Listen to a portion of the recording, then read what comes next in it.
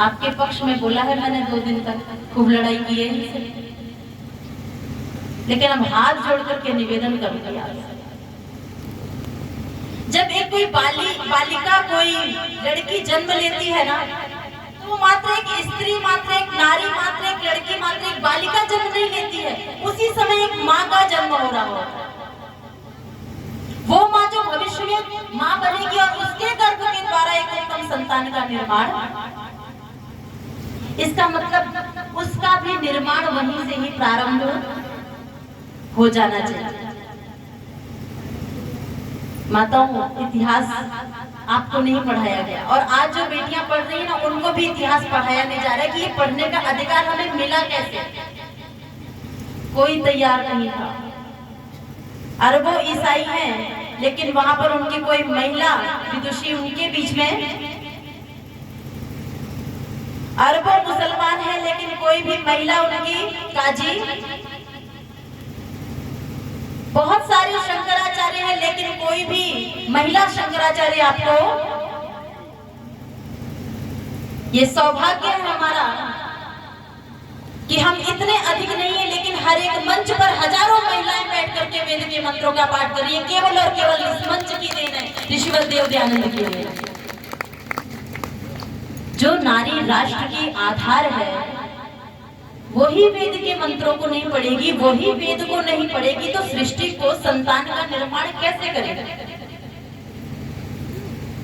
अपनी बेटियों को दहेज मत दीजिए, दहेज में धन मत दीजिए, दहेज में क्या दीजिए, शिक्षा दीजिए, उसके साथ साथ में संस्कार दीजिए। और वो संस्कार रूपी शिक्षा जो है, वो किसी बाहर के किसी भी विद्यालय में, किसी कॉलेज में, वो केवल और केवल, ये जहाँ पर हमारी बेटियां पढ़ रही हैं ना, मात्र हमारे गुरुकुल है जहाँ पर शिक्षा भी दी जा रही है, और साथ में वहां पर असली माँ का निर्माण किया जा रहा है। भगवान से प्रार्थना करना, हे ईश्वर मेरी झोली में एक बेटी देना, मांगते हो ना एक बेटा देना। अरे सौभाग्यशाली है वो घर, सौभाग्यशाली है वो माता पिता जिनके घर को बेटी देने के लिए ईश्वर सेलेक्ट करता है। हर किसी के घर में बेटियां नहीं होती। ईश्वर से प्रार्थना करना, हे ईश्वर ये सौभाग्य मुझे देना, मुझे एक बेटी देना, और उस बेटी का निर्माण आप गुरुकुल में भेजना उस बेटी को, और वो बेटी केवल अपने ही घर को नहीं तारती है, वो अपने पति कुल को भी तारती है, और संसार के कितने परिवारों का कल्याण करती है। किसी से पूछा कि मेकम नरकस्य द्वारम, तो जानते हो, तो बहुत ध्यान से सुनना माता। दुर्भाग्य है कि आप लोग वहीं जाते हो और बहुत प्यार से समझा रहे हैं।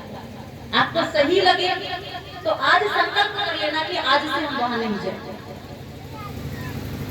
परिवर्तन लाना पड़ेगा, स्वतः नहीं होगा। कहा नरक का द्वार क्या है, तो जानते हो जवाब क्या दिया, नारी नरकस्य द्वारम। नरक का द्वार क्या है, आप लोगों को नरक का द्वार बताया गया। कहा स्त्री शूद्रो नादीयताम, स्त्री शूद्रों को पढ़ने का ही अधिकार नहीं, ये तो अपवित्र होती हैं। और बड़ी बड़ी बातें, नारी की छाया पड़त अंधा होत,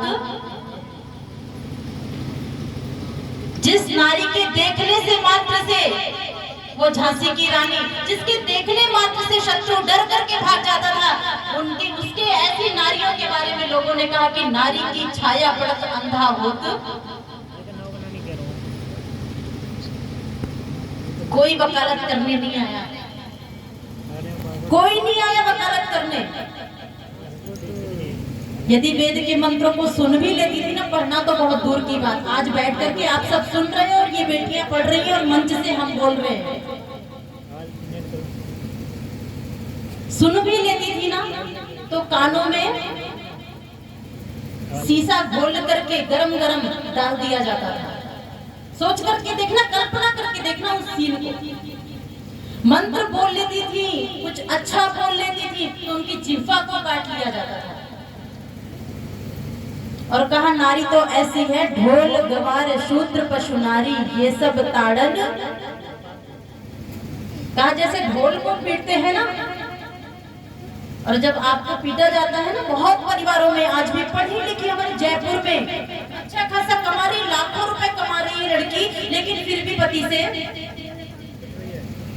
यही पंक्ति ढोल द्वारा, ये तो ढोल की जैसे पीटने के लिए इनको बनाया ही गया है। ये बातें क्या अच्छी हैं आपके बारे में? क्यों माता, ये बातें अच्छी हैं? एक बार सिर हिला दो। अच्छी बातें हैं, फिर भी जाते तो हम वही हैं,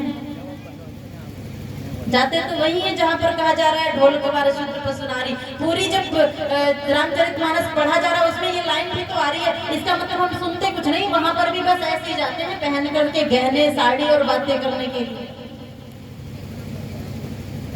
अपने अस्तित्व को पहचानना, केवल और केवल वकालत करने के लिए नारियों की आज जिस भाषा में आपके लिए प्रयोग किया जाता है ना, जो भाषा, ये तो मंदिर में जा रही है तो ये कर रही है, ऐसी भाषा का ऋषिवर देवदयानंद ने कभी भी नारी के लिए प्रयोग, आप पूरा ऋषिवर देवदयानंद के सारे ग्रंथ उठा करके देख लीजिए, कभी भी उन्होंने मां के अलावा दूसरा इतने ऊंचे दर्जे पर बिठाने वाले केवल और केवल ऋषिवर देवदयानंद थे, दूसरा इस संसार में कोई भी।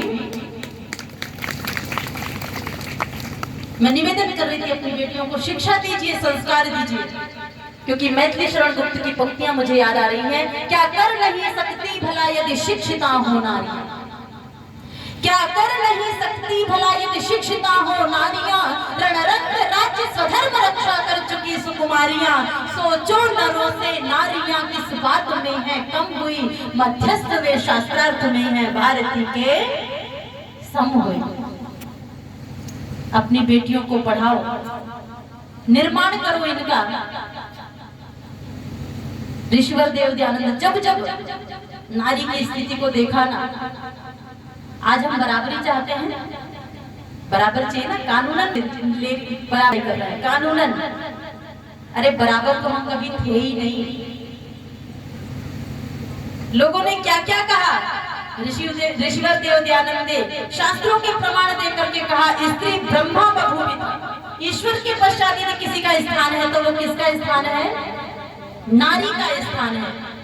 और हम बराबरी कर रहे हैं। हम यहाँ थे, हमने सोचा हम यहाँ पर हैं, और बराबरी करने के चक्कर में यहाँ से बराबर तो कभी हम हो ही नहीं सकते, और हम सोचते हैं सारे काम की जिम्मेदारी हमारी है, देश को हम चलाएं, ऑफिस में हम जाएं, घर में चूल्हा बर्तन भी हम ही करें। याद रखना मेरी एक बात, इस संसार में सारी अपेक्षाएं समझदारों से की जाती है, मूर्खों से अपेक्षाएं, तो आपसे यदि कुछ अधिक अपेक्षा की गई